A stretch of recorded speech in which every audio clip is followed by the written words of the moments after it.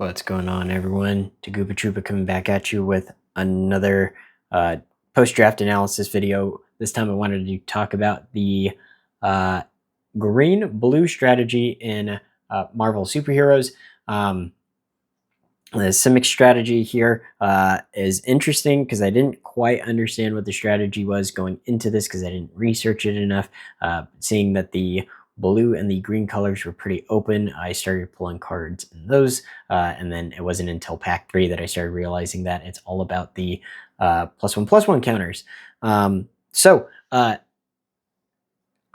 don't 100% know the best strategy for this deck, but I'll kind of show you the strategy that I went with when I was drafting. I actually think this Marvel Superheroes set is pretty interesting to draft. At first, pre-release, I wasn't a huge fan of the set, but kind of looking at it, some of these synergies are actually really good. So let's hop right into it. We're going to start off with the creatures like we usually do. Okay, Savage Land Dinosaur. Holy moly. At a common, this card is great, especially if you kind of have no other way late game to win the game. I ended up grabbing one of these because I was like, okay, 7/6, it's a 6 drop and it has trample, and then you can land cycle it if you need to. I never really found myself needing to land cycle it. I pretty much always pulled it within turn 8 or 9, and usually had it exactly when I needed it. Ant-Man Colony Commander. This card's pretty cool. I like that whenever you attack, you just pay 1, and then you get a +1/+1 counter on target creature. And then whenever you put a +1/+1 counter on target creature, you get 1/1 green insect creature token. This is pretty nice. Every time I pulled out Ant-Man, though, was always met with either a counter spell or a removal. So again, great for removal fodder, just to kind of get the Savage Land Dinosaur out later if they only have 1 or 2 pieces of removal in their deck and they decided that this was the removal that they wanted to use it on. Okay, I think in my last video I had, or not the last one, but the pre-release video that I had talked about with the blue-black strategy. This was the card that I was talking about to pair it up with the Atlantean Cavalry. And as you can tell, I ran 2 Atlantean Cavalry just for this. Attuma, Atlantean Warlord. Other Merfolk you control get +1/+1. Great, lovely. This thing, your cavalry turns into a 4/3. And then whenever one or more Merfolk you control attack a player, draw a card. So pretty much what you're doing is you attack with Atlantean Cavalry. Attuma gives you the draw card, and then you get the second draw each turn, and then you get to add that +1/+1 counter on. If you had all 3 on board, holy moly, your opponent was pretty upset with trying to get rid of it, and these things stacked up really quickly. Reptile Dinomorpher. Okay, so this card I think is great, especially when you pull this out on turn 1. My issue that I had with it, and I feel really bad for the guy that I was playing because neither of us read this card very well. Until end of turn, Reptile becomes Dinosaur Hero with base power and toughness 3/5 and gains vigilance and reach. I thought that was amazing until I read the until end of turn, and then I was like, oh shoot, I had applied this at some point and never removed it from him, so we thought that he was a 3/5 this whole time, and the guy was trying to figure out how to get rid of it, and yeah, that was my mistake. Reading the card explains the card. Until end of turn is until end of turn. So this thing would turn back into a 1/2 at the end of whatever turn you activated this, and then you'd have to wait until next turn and then turn back into a 3/5. I do have to say, though, when you get towards the end of the game and you drop this 6 and until end of turn, Reptile becomes Dinosaur Hero with base power and toughness 6/6 and gains trample. This card was another great one to just wail at your opponents to try to finish the game faster. The Wondrous Wasp. Like the flash, like the flying. I do like that you tap target creature and it loses all abilities as long as Wasp remains on the battlefield. I misplayed this card a few times because I played it at the end of my turn. Don't do that. Play it on your opponent's turn after they untap, or like during their draw step, or do it at any other phase of their turn.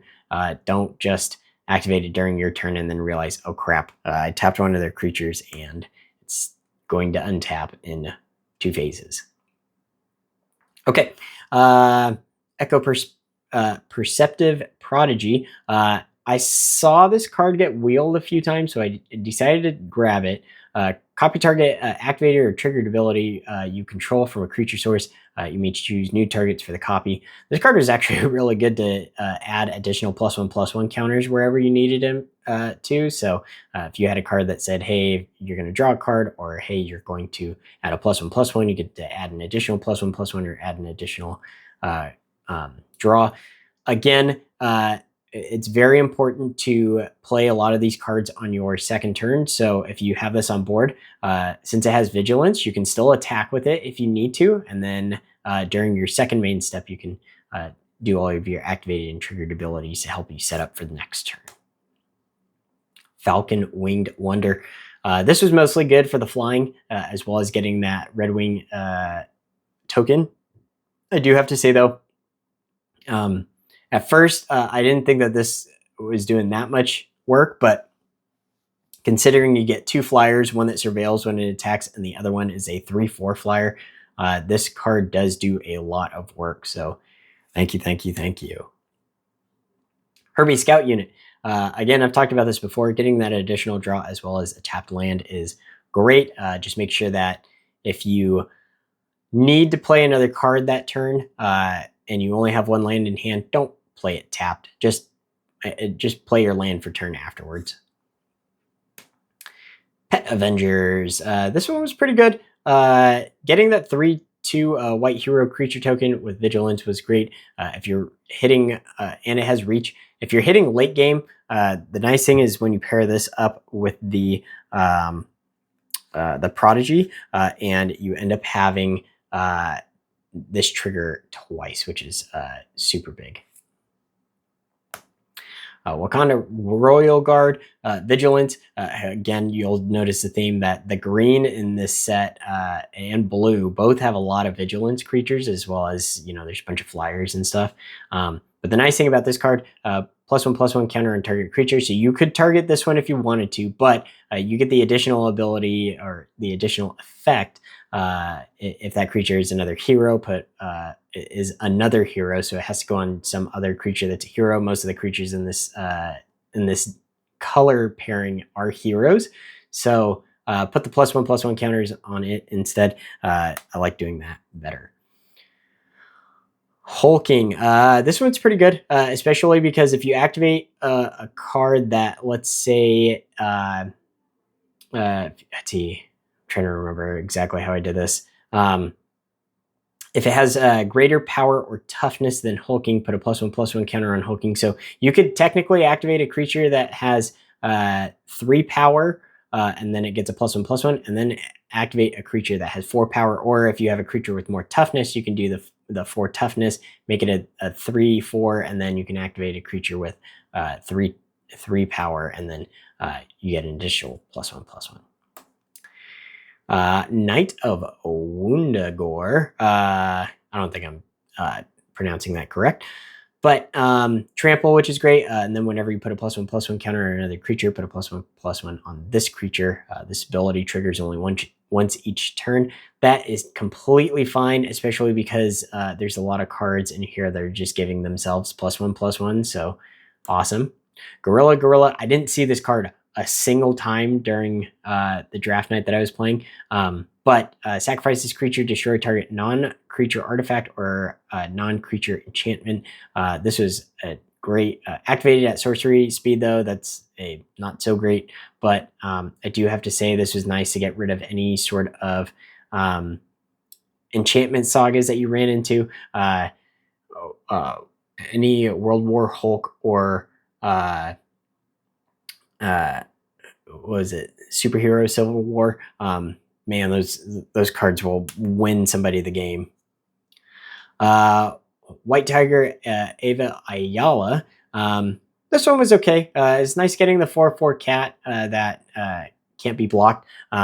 I do have to say though, this card didn't do as much work for me as I would have liked it to. I found myself a lot of times if I was milling for the next card that we're going to talk about, then I really was fine with just getting rid of it. Rick Jones. Rick Jones was another nice opener to the game. Turn 3, you can once you have 3 mana, you tap to mill 4 cards. You may put a hero enchantment card from among those cards into your hand. This was a quick and easy way to get any of the bombs that you're looking for, but I think I used the effect once and ended up getting a bunch of stuff that I didn't need. But here's the other bomb, World War Hulk. If you don't know what this does, this pretty much sets you up to turn the tide of the game or to win you the game. Next red or green creature spell you cast each turn, this turn you can cast without paying its mana cost. Playing the big dinosaur is wonderful. Once you play the big dinosaur, you're pretty much set up for a win because that thing is a 7/6. Next turn, it can become a 10/9, and then it has trample and double its power and toughness. So, I mean, when you have something that big coming onto the board, it's finishing the game. Secret Invasion. I do like this art. This art's actually really cool. So one thing I will have to say about this card is that it's nice that it makes a copy of the creature that you're exiling. You get to remove one of your opponent's creatures, but if you get too hasty and you attack with that creature, they're going to get that creature back. So be careful of that. And then the creature that this is equipped to has War 2, which is awesome. Trickster Stratagem, we've talked about this one before. This is nice to just get the knives. You get an additional +1/+1 if you discard a non-land card. And you get to do a slight bit of removal. You move an opponent's card to the second from the top or the bottom. This is great, especially if you see that your opponent is not playing too many creatures. Just get rid of the creatures, throw them back into their deck, and give your opponent some time to figure out how they want to do their next strategy. We Say the Nay. This card was great. I don't think I needed to use the teamwork cost to get to pay the 4 instead, but paying the 2 to counter a spell was excellent. Or paying the 1 in the blue to counter the spell where your opponent has to pay 2 was excellent. Epic Fight. I didn't see this card a single time during my draft, but that's totally okay. Double target creature's power and toughness until end of turn, and or target creature you control fights target creature and opponent controls. I like this card. This card is really strong, especially because if you have the dinosaur out, a 7/6, you double its power and toughness, and then you force your opponent to have to, fight or force a creature your opponent controls to fight with it. It's pretty broken. Call damage control. Choose up to 2. So I found myself, if I was going to use this, mostly getting the creature cards as well as the Saga, the World War Hulk, if I needed to, but most of the time I didn't really see this card. I think I saw it once. I didn't really need to use it. I was already ahead in the game, so not too worried about that. And then the lands, even balance between islands and forest, but Surveillance Room, holy moly, this card is great.